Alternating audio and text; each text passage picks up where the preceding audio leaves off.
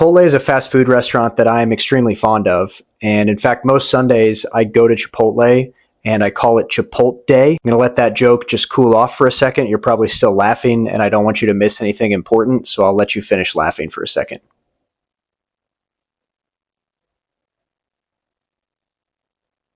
Anyway, the Chipotle of the modern day has come under some heat recently because they're not as concerned about quality and about proportion size as they used to be in the past, or at least that's what it seems. And that has led to a lot of bad one-star reviews of Chipotle, which is the subject of today's video. Before I get into some Chipotle reviews, I did want to mention the obvious. I'm holding a piece of professional microphone equipment, which I have purchased from my YouTube earnings, which means my total YouTube earnings are now negative $26.54. Thank you so much for supporting this channel. Okay, on to some Chipotle reviews. Fabiola says this: I got delivery from here today, and my burrito was so small, and they didn't put my chips in the bag that I ordered. Sad face. So sad, because why would Chipotle do this to me? I'm trying to make it out the trenches too, my guy. But please, why did y'all fumble on me? So Fabiola is taking this experience personally, and I don't blame her. She was just trying to make it out the trenches, and she got fumbled on. And here's the deal, Chipotle. She probably would have made it out the trenches had you just given her her chips and made her burrito a normal size instead of so small. That probably would have given her the caloric intake she needed to make it out the trenches. But no, Chipotle, you fumbled on her. And in the words of Gen Z, that is so not bussin', no cap for real for real. Chipotle, that does not slay. It's big yikes. This Chipotle has no riz. It's really sus. Apologies to you if you're a millennial or a boomer on this channel. I am trying to reach a new audience, so I apologize for that outburst of Gen Z language. Chipotle is keeping other people in the trenches too, like Kyla, who says this: the meat is tasteless and cold. The salsa was kinda terrible too. Nothing was memorable about this location. Every item you order comes out ice cold. This location, as far as flavors, is not brand consistent. I'd rather go to another location. The staff didn't know how to do a refund, and one staff member was rude about it. Shake my head. No, thank you. You know, one sentence really stands out to me in this review, and that's this: every item you order comes out ice cold. Not lukewarm, ice cold. Cold as ice. Not a little cold, ice cold. Chipotle on ice. The rice, ice cold. Chicken, frozen solid. There's a guy grilling chicken behind the counter. He chops it up real nice. It's nice and hot and steamy. Does he put it behind the bar for it to be ordered? No, absolutely not. He puts that thing in a Ziploc bag, throws it in the freezer for a couple hours so it'll be ready for customers to order. The people don't want hot chicken. They want chicken that's ice cold. If you have a lunch rush, just throw it in some liquid nitrogen. It'll have the same effect. You'll still have ice cold chicken for the people. Okay, next I'd like to show you two different pictures from two different reviewers from the same Chipotle location. So these are two bowls that two different people ordered, and they each paid $8 to $12 for. And here are the pictures of the bowls that they ordered. You thinking what I'm thinking? This could be a romance movie if these two people ever met up. You see, each of them received a half bowl, but if they put it together, it's one full bowl. And honestly, I'm thinking maybe Chipotle did this to them on purpose. Maybe they do this to help local singles meet one another. These are star-crossed lovers who will never know what could have been. It really is such a shame. One thing that Chipotle has been doing recently that's really starting to backfire is upsetting influencers. You know, people like me who have massive online followings who regularly get tens of views per video that we post. And one influencer that Chipotle should not have messed with is William, who was really disappointed. And he said this: kinda disappointed. I ordered the bowl with protein as chicken.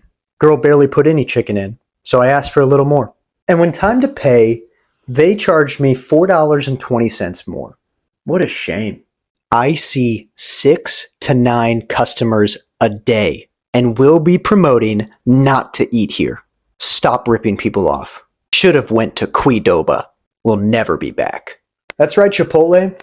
William, a local influencer, sees 6 to 9 people every single day and he is telling every single one of them not to visit this location. Oh, you think that's funny? You think that's not going to have any effect? Well, let me tell you something as somebody who is a math minor in college. If William tells 6 people every day, and those 6 people tell 6 other people every day, and it continues on from there, in a matter of just a couple weeks, people around the entire world will know not to visit this Chipotle location. In 1 month, you will have people in rural Africa who know if they ever visit the United States not to visit the New Albany, Indiana Chipotle location.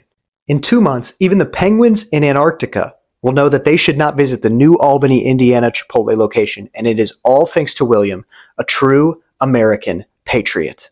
Daniel says this, I am a Chipotle addict and typically have great experiences, but this one was terrible. Look at the meat on there. Nothing. Daniel is learning a powerful lesson today.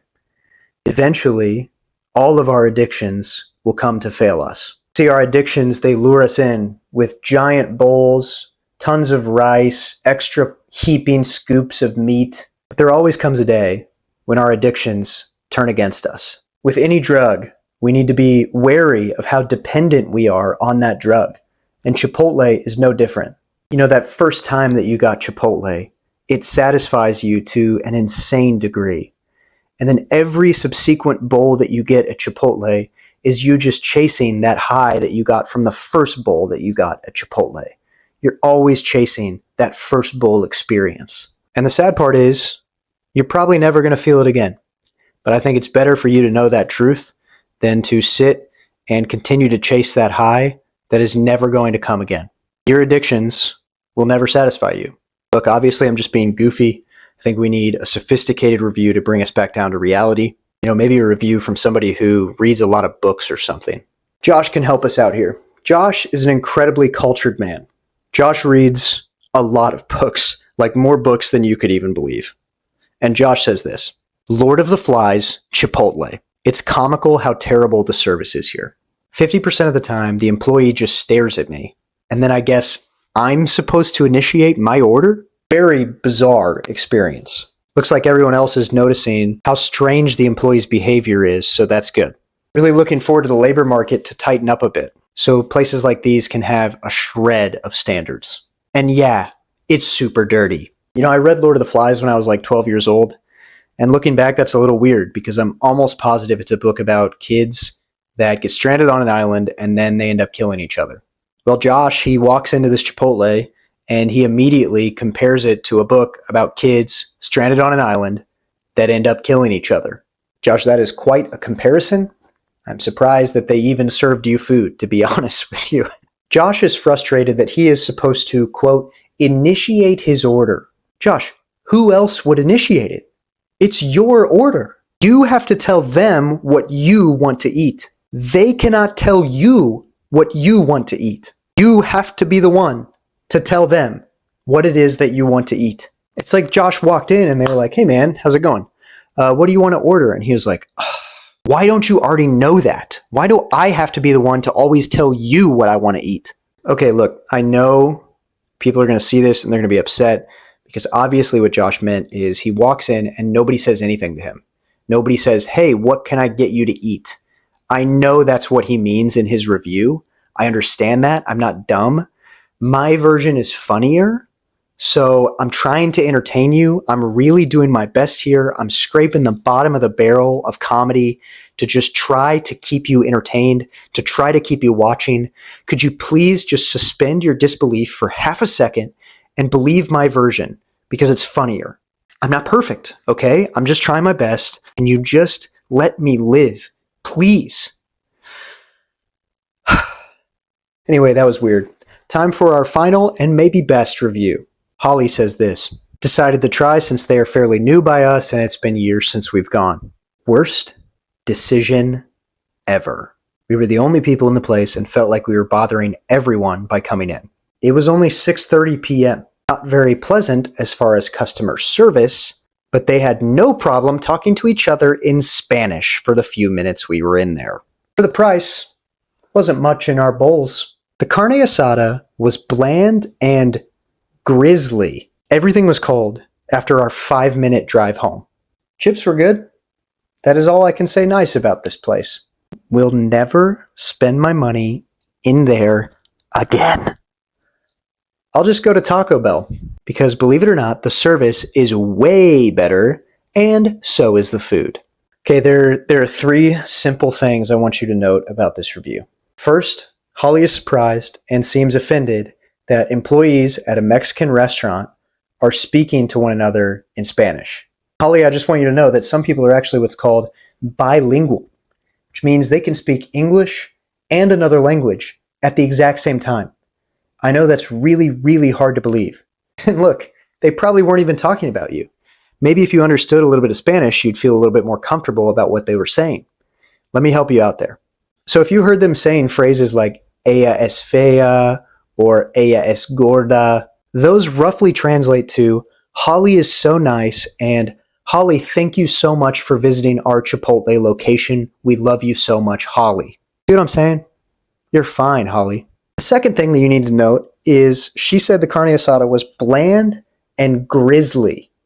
Now, obviously, she meant grizzly, but what she said was grizzly, which is actually a type of bear. So evidently, Holly can't even speak English that she claims to love so much. Because what she's saying in this review right now is that the carne asada was a literal bear. And the third thing that you need to note is that Holly thinks that Taco Bell has better food than Chipotle. I don't think I need to say much more about that. I just think that it is worth noting, especially after some of the reviews that we read in another video about Taco Bell. Holly, I hope you give them another chance, and I hope that you pick up a copy of Rosetta Stone, who is not the sponsor of this video because I don't have sponsors. But what I've heard is that Rosetta Stone can teach you another language. Duolingo is another option. Going to, any public high school, they teach other languages if you want to go to high school, for example. Anyway, Holly, I hope you have a great day. If you're still watching this, I love you more than Holly loves Taco Bell, which is kind of insane how much I love you. If you could like, comment, or subscribe to the channel, I just want you to know that this channel is small enough that literally every like, every subscription, every comment means something to me. Every single individual like, subscriber, and comment means something to me, truly. And if you want to engage in any of those ways, I'd love to interact. So thank you so much for watching, truly. And I'll see you next Friday with another video. I will likely still be using this professional microphone. I will see you then.